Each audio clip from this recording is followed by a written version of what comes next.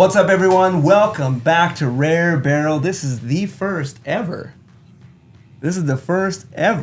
podcast style video, and it is our honor, honestly, our honor to be here at the Minnesota Whiskey Library with Chris and Mike, and so many of the other crew is going to be coming in and out. It's going to be great. We're just here, number one, to talk about bourbon and whiskey. Number two, I'm excited to know, Chris, how all of this stuff got started and just even a little bit about you guys. So maybe we'll start right there. We've got Mike, we've got Chris, we've got the wonderful Denise, myself, Steve. Let's get right into it. Where did the idea for the Whiskey Library begin? I wish I could take credit for it. Right on. But it wasn't my idea. So one of the key holders I met at a tasting, and we hit off really well. Yeah. I was newer into it, and he sent me a link. They have a house in Kentucky. Oh, wow. It's a bunch of the master distillers have, and they put these little things around. So I read the whole article, and I was at a place where the wife was saying, well, let's get some of this bourbon out of the house, because my cabinet had overflowed onto my floor and then started to come into the room. So, oh, man. And I had this space already, at least for my construction business, and it wasn't being used because I'm always out in the field. And I'm There you go. I've got a lease. I got this idea. And then it just, it took off very quickly once that seed was planted. That's incredible. Yeah, if you are a bourbon or a whiskey lover at all, let me just tell you right now, I am in bourbon and whiskey paradise right here. This is amazing. You look around and there's just the most insane things here. And the thing that is incredible about these guys is they are so generous. The second we walked in, they were all like, hey, man, this is your house. Come on in, have a pour, whatever. These guys are just awesome to hang out with. Now, you guys do a lot of like fundraising and different things like that, right? Yeah, so that's the interesting part about it, right? So this is here, right? And so we're in Minnesota. Yep. And we have some crazy liquor laws, right? Right. So to be able to have a collection like this here and then be able to invite and have folks, then you start getting into this, well, you're serving liquor things, right? Right. Well, so we created a nonprofit. Boom. So we're a nonprofit. We're 501c3. Yep. So with that, and also part of my mission is I always like to give. Yeah, for sure. And so then it's like, well, let's do quarterly events where we can pick a worthy cause. Yep. It needs to be local for me because I don't want to go with the big guys because most of their funds go to the actual fundraising. Right. So I wanted to have an impact. So we do quarterly events with that. And quietly last year, now it's not going to be so quiet because I'm announcing it here, but here we go. We raised almost $15,000. Wow. Incredible. That is Let's so great. Go. So, That's awesome. So, and that was our first year of really doing events, and we didn't have big shows. Yeah. We do an online auction and then an in-person auction. Yep. Okay. And with bottles and stuff like that, and most of them were donated by myself because of starting up this year. I had a lot of bottles in order to make it go. Now I don't have to buy as many bottles. There you go. So Incredible. That's awesome. So when we walked in, you have like a chalkboard that says your mission on it. Can you tell us what that is? I can't off the top. Well, like paraphrase, but paraphrase. It's to educate. Because it's one of those things. There's a whole stigma around whiskey. Absolutely. Yeah. Most people, right? That whiskey gets you drunk. Yeah. And it's like, so that's one of the things is to educate, also share. That way there's a lot of people don't have access to the level of pours when you get multiple people together that have been collecting for a while, right? So now we can share that, right? So now we can share an experience. So it's to do that, and then also the charitable aspect that I had just talked about. Sure. That's huge undertaking for me. That's incredible. So I love the education piece. We talk about that a lot. That's kind of where, for us, that's where our passion for all this kind of started, that and like the history that is behind all of this incredible these incredible spirits. Like, it's so cool. I love digging into the bottles and digging into the distilleries and learning about, a lot of them are these big family, long time family businesses. And so I love the education piece about it too. I think that's super cool. Yeah, I think that's been one of the most fun things for me too, is that I thought I knew a lot Yeah. until I met these guys. and it's just, you learn something every time you come here and every time you talk with the crew and meet new people like you guys, and you learn more. And that's the biggest part of the journey that's been fun for me. Right. Yeah. So how many people are part of this library right now? We have 8. Okay. Total. And how does it work? You people kind of have shelves that are sort of theirs that they rent out, and they can store their stuff here. And Yep. So we call them key holders. Key holders, So because they okay. actually have a key, they can come and go as they please. Cool. And that's part of the liquor law thing. Yeah. That there's not a bottle in here that the library owns. Got Oh, it. fantastic. And that's where, as a individual, you are allowed to freely share your alcohol with anybody and anybody that you want. Okay. You're also able to give a proxy to someone to share. So that's what we have. Wow. So it's a whole shelf. Okay. So they rent the shelf. They have their spirits on them. What we do is, if we bring in others, so let's say I just come in and I'm bringing a couple of guys in and gals, or that this level, the shelf here and down, free amongst all of them. Wow. So we bring Okay. somebody in and they're like, okay, well, I would like to try that one. All right, let's be reasonable. Yep. Do an ounce pour or whatever. Yep. Right. Now, if someone catches their eye up on the other shelf, then it's one of those things of just send an IM. Well, Yeah. hey, Mike, see that up there? I got somebody here. It's got a gleam in their eye for that one. Yeah. Is it okay for them to have a pour, right? Yeah. And everyone's so generous, Yeah. and that Right. doesn't get abused. I love that. It's pretty open. And then we have the top, all the way up top. That's really a hands off, Okay. unless that person's here. Okay. Sure. So then when we get here, that's usually when that stuff comes down. That's the When everybody's all together and you're just sharing Yeah, everything. yeah. I love that. Yeah, because you want to. You want to be able to see someone's reaction too. Like, I think that's part of the Yes. fun. Yeah. Like, Yep. we will go. My parents live like a few blocks away from us, and so we kind of started making this tradition where we would just go on like Wednesday nights and bring something fun and just have one pour. Again, to your point with the education, it's not like we're going over there drinking a whole bottle. We're just having a little bit just to taste it. But it's so fun to see their reactions to the different. Like, my stepdad's really into ryes, and so we just keep kind of bumping up a level from where we start. So it's so fun to see his reaction. Right. What's his favorite rye at the moment? What is He likes the E.H. Taylor straight Oh, rye. yeah. That's He his does. favorite. Oh, Yep. Yeah. There's one person here that would be in that camp. Okay. yeah.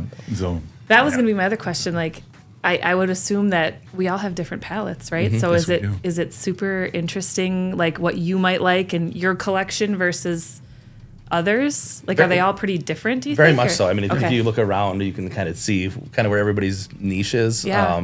I mean, it's not necessarily only whiskey either. If you look around, you'll find little pockets of tequilas or rums Okay. as well. fun, so yeah. it's yeah, we have a whole Scotch shelf over there. Right. Oh, Mine. look at that. So, yeah. Cool. So it's your palate, even your own palate changes. Yes. I mean, it's one of those things too of, and that's part of the education part, right? What people don't really understand. You eat a big, bold meal, and then you try a low-proof whiskey, you're probably not going to enjoy it as much. Right. So, so that's another one of those education pieces which is wonderful, being able to tell people that we're not drinking whiskey. Right. We're tasting it. Exactly. I love that. Yeah, we say that all the time too. It's like we're not doing this for the purpose of just getting hammered. Now, that might happen. Okay? It might happen. But that's not the purpose. We're just coming together as a community just to share, have a good time, have fun, just sipping and tasting some really incredible spirits, right? Which I happen to have in front of me right now. Nice. Did you taste it I yet? have not yet What? tasted this Oh one. my gosh, I'm like halfway through mine. the suspense has to be killing you right now. A little bit here. I've been like, oh my gosh. So this here that I have is the King of Kentucky. I'm not sure which year this one is, It's or like 2022. ooh, fantastic. So, I smelled it. It blew my mind. Everybody says King in Kentucky is the king, and off the nose, it certainly is. It's a pretty wonderful pour. And you are having. I have it's an older Eagle Rare 17. It's Okay. 2008. This was it's a fresh crack today, and the nose it hits like some of the other Eagle Rares, just the 10 years. Some of them, like the store picks, will go to that additional cherry. Oh, yeah. Some of the sour notes in there. That I picked up right away on the nose. Yep. The palate, it doesn't really transfer to the palate that way, but it's quintessential Eagle Rare on the palate for me. That's also what you're having. I got to have a sip of that bad boy, and it is. It's delicious. It blew my mind. Like, I haven't had any other BTAC except for the 23 George T. Stag, which blew my mind. We haven't been able to get one. My favorite. Right. So I haven't had that one yet. So I'm drinking the 2020. Okay. But Also always really one of good. my favorites. Yeah. I mean, George C. Stagg, I mean, that was their first adventure into creating BTAC. Oh, they really? started with the George T. Okay. And then went from there. So there's a real good story on that I don't have all the right details to share myself. for sure. But go look it up. It's awesome. pretty impressive if you read through. That's what kicked them off into the foolproof Nice. And that's adventure. one of the things that I don't know if the camera can pick it up, but the legs on this thing, Yeah. just that helps deliver that full mouth flavor. Yes. Oh, yeah. How's that? Bad, huh? Is it the king? That's the king. I don't know. If I were to do a blind between George T. Stagg and this, I think it'd be pretty close. Like the 23 that I had. I haven't obviously had all of them. Right. Well, and I think you would be able to This tell is the incredible. difference, though. Oh, for That's sure. the thing. Yeah. But I think they elevate very well together. So I love that so much. Do you guys it's have great. here's a bourbon question. Like, do you have a process? Do you prefer to let your bottles open up for a little while? Is there any secret don't. sauce that you? I always like to dismiss the neck pour. I've been battling with that too. Wow. That's delicious. That I've not had. I mean, now I think what happens is people then confuse the neck pour, Yeah. which would be fresh crack, versus a bottle that sits for a couple of weeks. Sure. Yeah. Now, I always thought that because I'm fairly new in the bourbon, but when I first was, I was like, I didn't believe it at all because I hadn't come across any. And then last year's 2022 Stag, George T. Stag, we opened it. I opened it up with a few of the key holders here, and we were like, that's not good. It doesn't elevate to what it should. Sure. And what you've heard about it, and Yeah. And then, so we put it up on the shelf. About 2 weeks later, went back to it, and that bottle disappeared in 2 weeks. Wow. It was just amazing. So It that's just- the difference between fresh crack versus neck pour. Is like you fresh crack something, maybe it needs a little time to just open up. right. Versus like just getting that little tiny bit of the neck isn't really different from the rest of the bottle. Well, but no, so I'll debunk that, right? So you take the bottle, right? Yeah. Okay, so here's your neck pour. Yeah. Oh, now what happened?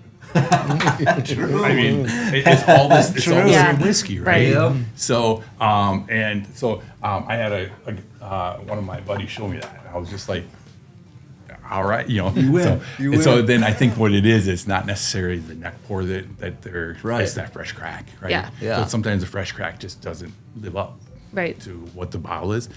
And what I find is most of the time your bigger bottles, your BTAC and stuff, at least from my limited experience. Yep. Yeah.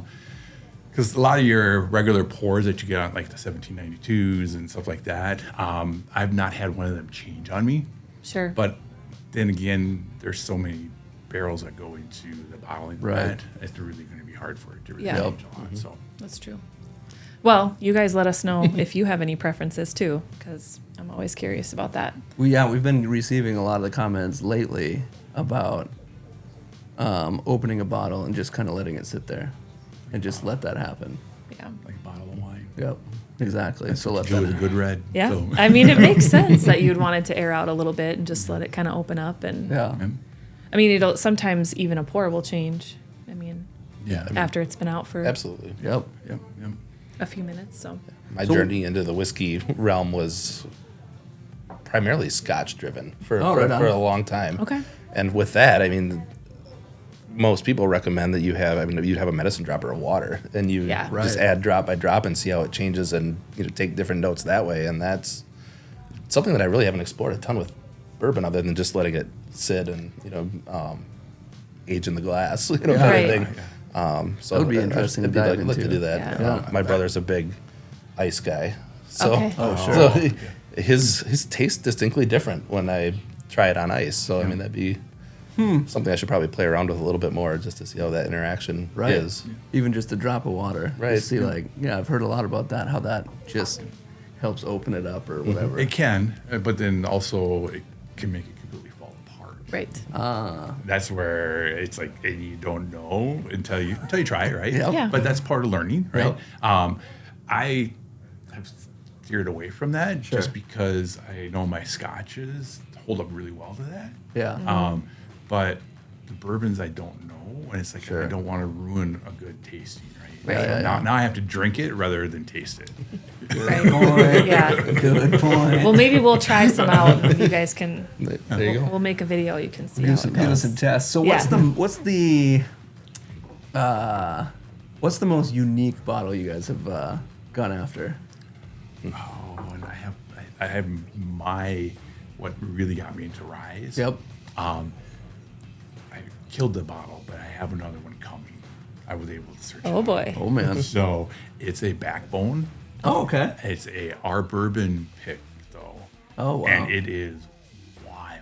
Really? Really? It's so hay forward that Yeah. when you're out in the farm and you got that hay and that straw. Oh, and It just, yeah. and then it changes and it gets sweet, more like the alfalfa, and it's yeah. So hard to find. It's been tough to find. Yeah, Okay. I mean, I had to find it on unicorn auctions. Oh sure. So, Wow. and I think somebody else knew what was in that bottle because they were. The price got a little. It got more than I really wanted to, but Don't they all? it's what really kicked off my rye journey. Oh nice. And it made me not afraid of ryes because all the ryes I always had were just huge spice bombs. Right. Yeah. And this had that rye spice in it, but it also has all that sweet and that. Oh, it's Okay. can We lament have to about put it all on day, the I guess. list. No doubt. That's So, awesome. One of my first ryes was kind of turned me off to rye because it had this just strange pickle note. And I was just like, you know what?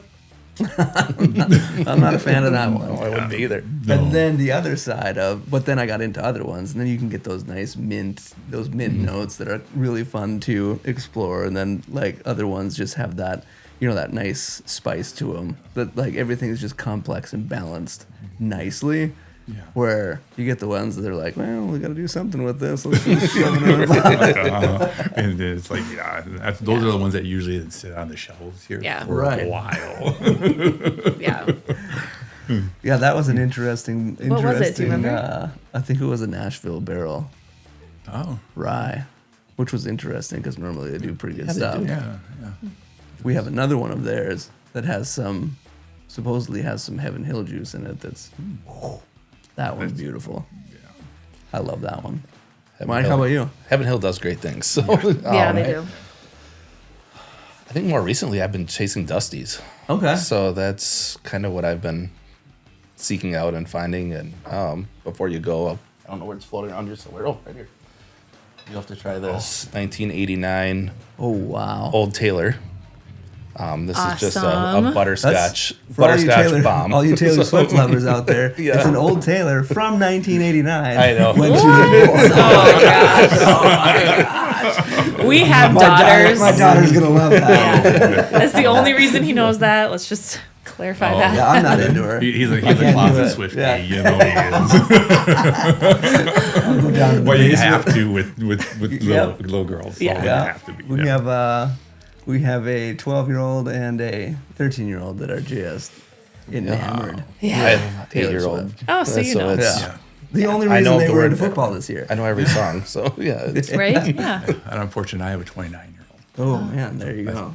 So you're out of that you're past it. Swifty phase. She's not a Swiftie. So. That's you dodged a bullet there. yeah. And So what other dusties have you been chasing after? Anything like Wild Turkey and pre-fire Heaven Hill stuff is great. Trying to think what else we've been. a lot of decanters. I mean, Yeah. that's Sure. it's sometimes you take a gamble on them because you can't see. A lot of times they'll get cloudy, but I was able to procure through Mike here my birth year cabin still. Wow. And That's it's awesome. they don't make the juice like they used to. Yeah. It might be the same recipes, Yeah. but there's something different, and I don't know if it's that the processing Yeah. or the magic is different because Sure. of because there's alchemy that happens within the barrel, right? Yep. So the barrels, maybe the different wood.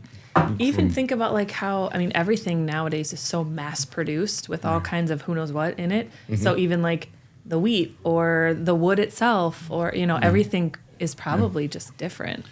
and the water that goes into it, right? water. So Yeah. I mean, when you you're going to filter out a smaller amount of water, right? And also, probably different regulations and stuff, right? Too, where the old juice may have some of the contaminants that we call today, right? Because we have to have everything super clean. Yeah. That might be in there, right? They might have pulled it right out of the well.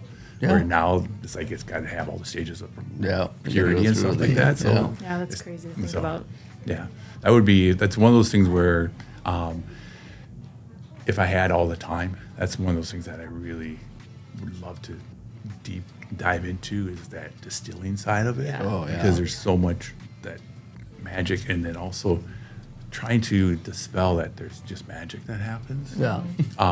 Because you got to have a process. Yep. For sure. And there's a reason why Oh, yeah. it's different, right? And it's just because of trying to deep dive and find out what that reason was. Yeah. Yeah. The amount of effort and stuff that they just don't do it. Yeah. Oh, for sure. But yeah, like look around. I mean, it's so different. Every single one of these bottles is different in some way or another, which is just Distillation crazy has to me. always kind of been my favorite thing to dig into because I used to do it, but more on a commercial level because we used to do it for the ethanol side of things, and even all the way down to the type of yeast that you use Right.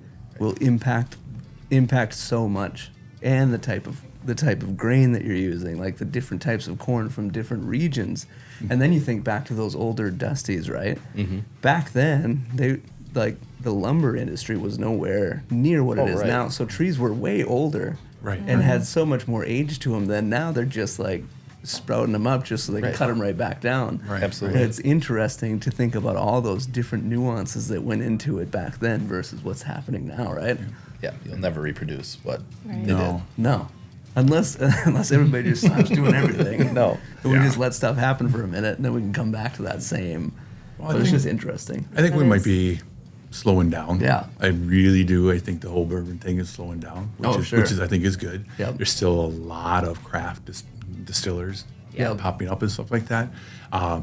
I think we're on the cusp of something happening. Just watching the whole marketplace. Oh, sure. Because a lot of the ones that came into, they're able to now source or have their own distillate that's getting up to the 10-year mark and stuff like that. Yep. And their regular offerings are usually not that great. Yeah. But that's what keeps them afloat because Yep. then they do their mixers and stuff like that, right? Yeah. But they're producing some good. I mean, you get some of these 10 and 12-year-old stuff Mm-hmm. that they've done, and it's like I'll put up against the mass distillers Right. all day long. Yeah. Yeah. for So, sure. but trying to get to that point is tough. Yeah. And then it's a gamble. And they've only been recently doing it here in the last 10, 15 years. Right. Like So- there weren't a lot, obviously, back then in the 80s, 90s, like the people that are big now were just finally ramping up to what they are now. Yeah, That's crazy. That's the other thing that I just love about the whole bourbon realm is just if you really think. I think we were watching a video one time or a documentary, and it was like, I can't remember which distillery now. You know how my memory goes with movies and stuff, but it was one of the older ones, and Buffalo Trace, probably. Probably Buffalo Trace, and they were saying like the master distiller was it the 25 year or something. I mean, he never even got to taste it. But, right. But all those years of just, can you even imagine? Like, you're creating this masterpiece that you're hoping it's going to be. Right. And you never even, sometimes they don't even get to taste it. They don't even know what it turns out to be like. Yeah. But we get to and share it. And, you know, I just think that's what makes this whole thing so cool. Absolutely. I think it's trusting the process, Yeah. they say, right? Yep. Yeah. So, 'cause I've got a buddy who's a master distiller, and that's right on. thing. So he goes, yeah, you don't know what that barrel's going to do. You don't know what the weather's going to do, but you have to trust your process. Yeah.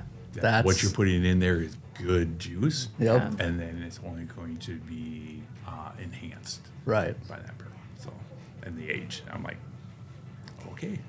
Lot of trust. Lot of trust. Yeah, like you were saying, it's all just a gamble, really. Yeah. I mean, even down to the ingredients you're putting into your distillation or your fermentation and distillation process, you just gotta trust that. I mean, you can chew on a piece of corn, but you're not gonna know how the yeast is going to react with that piece of corn, and all like there's just so much to it. It's just incredible to dig into. What have you guys made it down to Kentucky to do any of the Bourbon Trail stops, and which ones were your favorite? I was there 2 Octobers ago. Okay. And I hit a lot of the big ones. Yeah. What's fun is that they're also different. I mean, you learn something different, completely different, and different experience in every single one of them. You know, just from like the Peerless, just a lot smaller operation, but it was a really interesting tour all the way up to going through Buffalo Trace. You know, where you're seeing the mass quantities. Right. You know, Michter's. Trying to think of where else we went. Angel's Envy was.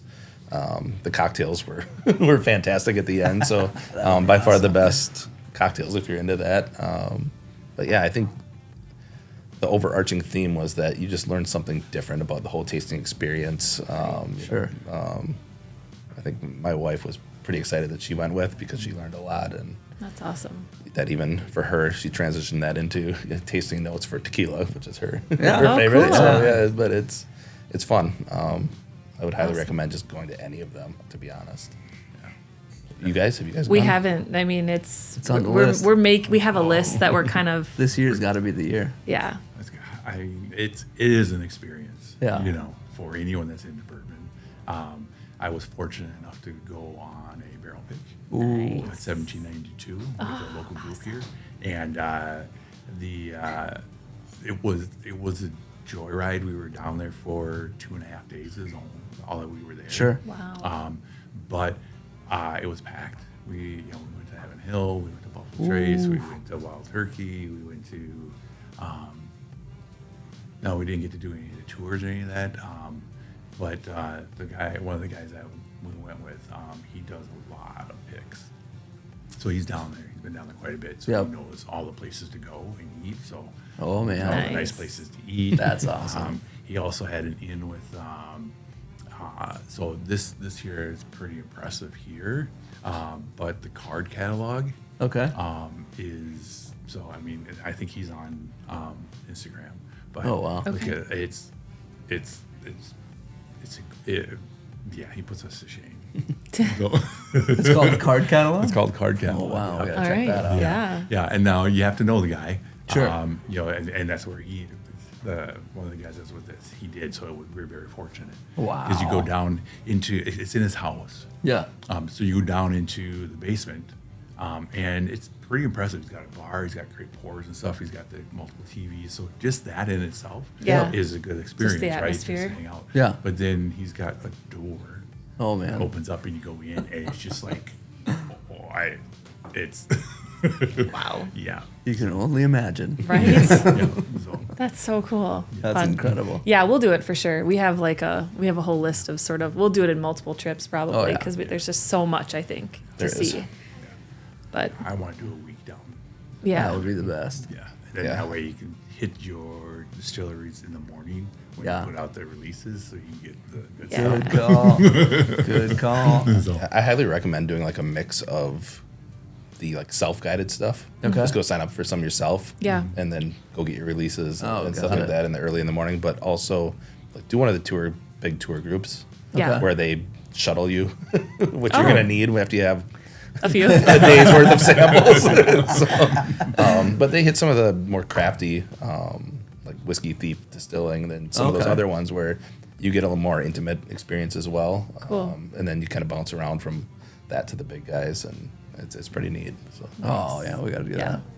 Yeah, it's on the list. We got to just make it happen this year. Got to do it. And we'll get some cool content too, and it'll be fun. I'm going to have to go down with these guys. Yeah, we should. It'll be super fun. Absolutely. That would be incredible. Oh, we get in so much trouble. We would. And it'd all be on camera. Evidence.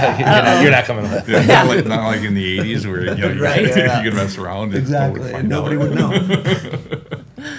Oh, that's funny.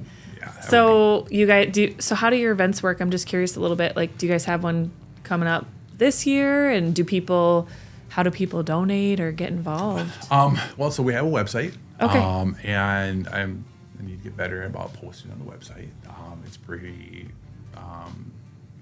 stale right now. Yeah. But do have social media, so I do have a group. I did open it up now. It used to be where you couldn't. It was private. Yeah. Sure. It's still private, but You can like request to. yeah. Join. So and that's MN Whiskey Library Foundation. Okay. We I try posting on some of the other groups and stuff as well. This year, that's one of the things that was on my list today. Spending time here is figuring out the dates. Okay, cool. Normally, it's been fly by the seat of the pants. It's like, okay, well, 3 weeks out, I think we can make it happen. Yeah. Really. And it's worked, but I want to try and get some dates set, right? Yep. And then that way I can put it out there and I can get in front of it. Yeah. But then what we usually do, and this was one of the things we learned, is that I used to do an open house, and then we had the auction, the bottles that were silent auction. Yep. And then I would do an online afterwards. Well, I changed this the last time that we did, where I did the online before, and then it was pick up your bottle at the open house. Oh, okay. Okay. So I think that works better. Yeah, I like at least that. for us, right? Sure. For being able to have that pickup, but it's also it brings them in. And the beauty is we have, because of the facility that we're in, we have an area that's close to here, so not everyone's coming through the library because it's not a big space. No, Sure. right. So that way, then we get the event center. It's not really an event center when you think of that big. Yeah. It's a Yep. community room. Yep. That Perfect. we get to utilize, and so That's awesome. we do snacks and treats, and last time we had some smoked brisket. And, Oh, nice. yeah. And then Cool. My wife's she does baking, and she has a hobby of that, or not a hobby. It's a cottage industry. Okay. So she's and she's made some wonderful treats for us. So That sounds That's incredible. amazing. So make sure and check out Yeah. the Minnesota Whiskey Library Foundation on Facebook. You have an Instagram? I have Instagram as well. Instagram. Make sure to get there. Make sure to like and follow them. There's a lot of exciting stuff coming up with them, I can tell. This is an incredible space. They're Yeah. only getting started, and it is going to be exciting. Thank you all so much for tuning in. Thank you, Mike. Thank you, Chris, for letting us come in here to this incredible library. Thank you to my incredible wife for everything. Literally everything. We'll see you guys in the next one. Don't forget to like and subscribe. Let us know what your favorite bourbons are. Let us know what you're chasing, and let us know the awesome spots down in Kentucky to go and check out. Thanks again. We'll see you in the next one. Peace. Cheers.